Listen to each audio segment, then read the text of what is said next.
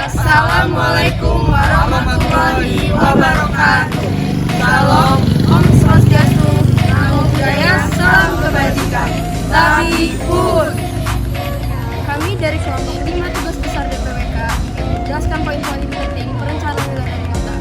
Nama saya Julius Kafarado, NIM 122 159 dari kelas 10. Saya Andrea NIM 1. Saya Anggita Zala Panjaitan dengan NIM 122 Saya Dinda Amalia Putri dengan NIM 1222062 dari kelas RC. Saya Marsyana Kasatri dengan NIM 12222 dari kelas RC. Saya Rizky Rasi, 1222152 dari kelas RC. Perencanaan adalah proses penyusunan berbagai keputusan yang akan dilaksanakan pada masa yang akan datang untuk mencapai tujuan yang telah ditentukan. Sedangkan proses perencanaan adalah urutan pelaksanaan atau kejadian yang terjadi secara alami, menggunakan waktu ruang, keahlian atau sumber daya lainnya yang menghasilkan waktu hasil dan dapat berbentuk blueprint yang mempresentasikan tujuan atau apa yang ingin dicapai. Saya adalah daerah, kekuasaan, pemerintahan, pengawasan, lingkungan daerah, provinsi, kabupaten, kecamatan. Wilayah juga termasuk suatu bagian dari permukaan bumi yang teritorialnya ditentukan atas dasar pengertian badan-badan perwujudan fisik geografis, di mana mencakup daerah yang lebih besar ketimbang perkotaan. Kota adalah tempat dengan konsentrasi penduduk lebih padat dari wilayah sekitarnya karena terjadi pemusatan kegiatan fungsional yang berkaitan dengan kegiatan atau aktivitas penduduknya. Substansi perencanaan wilayah mengkaji mengenai perumusan rencana pembangunan yang dimaksudkan untuk perkembangan wilayah beserta warganya, sesuai dengan karakteristik dan kebutuhan daerah masing-masing. Perencanaan wilayah ini berkonsen pada sektor primer, sekunder, dan tersier. Produknya yang disebut sebagai rencana tata ruang wilayah atau RTRW dan dibagi menjadi RTRW kabupaten, RTRW provinsi, dan RTRW nasional. Secara substansial, dalam perencanaan kota mengkaji tentang proses perwujudan alternatif masa depan suatu perkotaan agar sesuai dengan potensi yang dimilikinya. Yang direncanakan dalam perencanaan kota seperti modeling transportasi, drainase kota, pengaturan pendirian bangunan, dan lain-lain. Produk dalam perencanaan kota dibagi menjadi 3. Yang pertama ada rencana umum dalam bentuk RTRK, rencana tata ruang kota, lalu ada rencana detail tata ruang kota, RDTRK, dan juga rencana tapak dalam bentuk rencana tata bangunan dan lingkungan atau RTBL. Kemampuan yang perlu dimiliki oleh seorang perencana yaitu kemampuan dalam analisis, berkomunikasi, membuat keputusan, manajemen, dan kemampuan dalam menulis. Peluang pekerjaan sebagai seorang perencana yaitu 1. Dalam instansi pemerintah dapat mengajar, meneliti, departemen, dalam negeri, dan berbagai instansi pemerintah lainnya.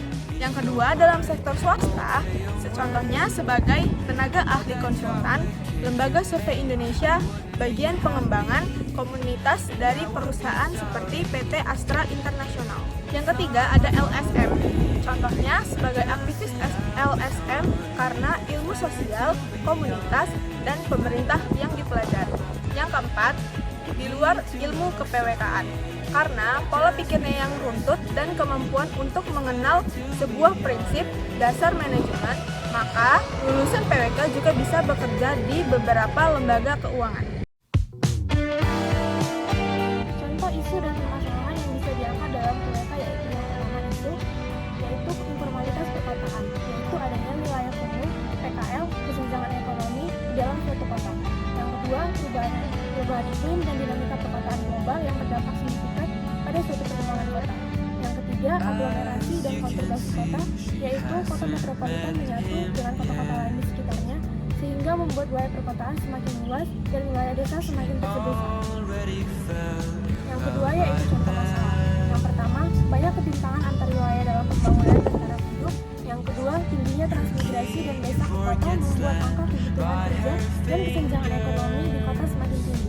Yang ketiga, urban sprawl sebagai dampak dari urbanisasi membuat wilayah pedesaan semakin menyempit sehingga lahan tanaman pangan juga menyempit. Baik, di sini saya akan menjelaskan kesimpulan dari apa yang teman-teman saya jelaskan dan pendalaman materi yang perlu kalian pelajari tentang ilmu KPWKan. Perencanaan kota di masa lalu lebih mementingkan fisik dan estetika, tetapi pada masa kini lebih mementingkan pembangunan perkotaan secara sosial ekonomi. Dari apa yang teman saya jelaskan, perencanaan adalah proses penyusunan berbagai keputusan yang akan diterapkan di masa mendatang untuk mencapai tujuan yang telah ditentukan. Terdapat dua unsur penting dalam perencanaan, yakni unsur hal yang ingin dicapai dan unsur cara untuk mencapainya. Perencanaan wilayah memiliki keterkaitan dengan bidang ilmu lain, seperti ilmu geografi, ilmu ekonomi, ilmu sosiologi, ilmu geologi, ilmu antropologi, ilmu lingkungan, ilmu informatika, ilmu geodesi, dan ilmu politik. Kemampuan yang harus dimiliki oleh seorang planner yaitu analytic skill, communication skill, decision making skill, management skill, dan writing skill. Seorang perencana harus memiliki kemampuan komunikasi yang baik, karena komunikasi sebagai proses yang memungkinkan seseorang untuk menyampaikan rangsangan untuk mengubah perilaku seseorang.